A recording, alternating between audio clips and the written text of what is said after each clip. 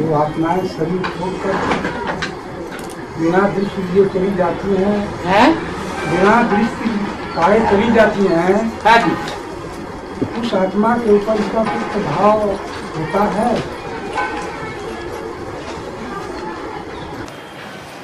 तो वैसे ही है लौकिक दुनिया में, जैसे बच्चा माँ से जन्म लेता है, गर्भ से जन्म लेने के बाद मर जाता है, बाप उसका मुख भी नहीं देख पाता। तो हिसाब किताब कुछ बना क्या? लौकिक दुनिया में तो दुख देने का हिसाब किताब बना। माँ को भी दुखी किया और बाप को भी दुखी किया। यहाँ अलौकिक दुनिया में ऐसा कोई हिसाब किताब नहीं बनता।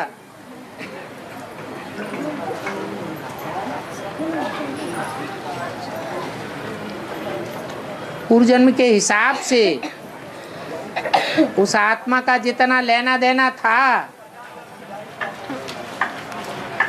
वो अधूरा जन्म लेकर के लिया। बाकी वो आत्मा शरीर छोड़कर चली गई या अनिश्चय बुद्धि होकर के चली गई, उसका इतना ही हिसाब किताब था।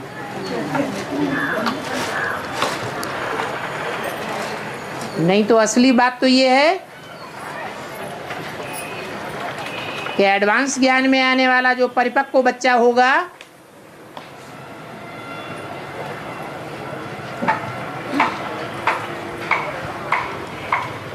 उसको शरीर छोड़ना ही नहीं चाहिए।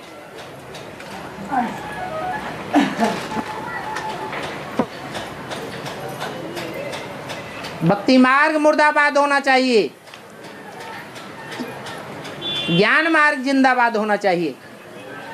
भक्ति का एक भी संस्कार नहीं रहना चाहिए।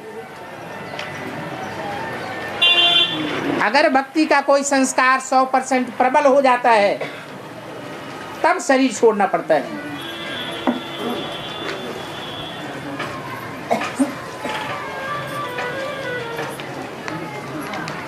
तो यहाँ कहा जाता है कि बाबा ने तो कहा कि जो एडवांस में आवेंगे वो जीते जी नई दुनिया में जावेंगे, परंतु ये तो शरीर छोड़ रहे हैं बेसिक वालों की तरह। तो एडवांस में भी ऐसा संभव है।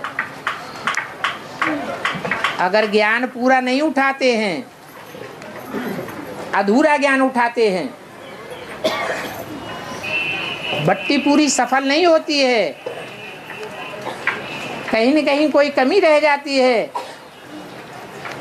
बाप को पूरा नहीं पहचानते हैं, भक्ति के संस्कार रह जाते हैं और कोई न कोई संस्कार 100% प्रबल हो जाता है तो उनको शरीर छोड़ना पड़ता है।